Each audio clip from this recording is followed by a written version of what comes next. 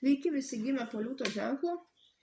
Pasižiūrėkime, kas laukia jūsų laikotarpyje nuo balandžio 29 iki gegužės 5 dienos.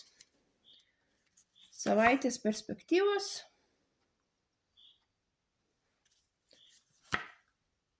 Ko vengti.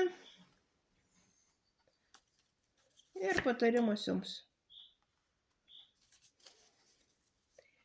Liūto laukia gana toksai ramus periodas. Viskas gerės, viskas judės į priekį.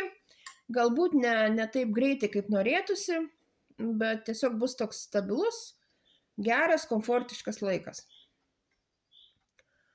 Ko vengti?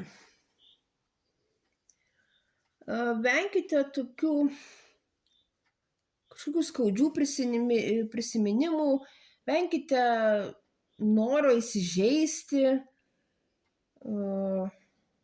kažkokiai tai širdgėlai, depresijai, nepasiduokite tokiom skaudžiom, kažkokiom tai sunkiom mintim, kurios galbūt jūs žeidžia.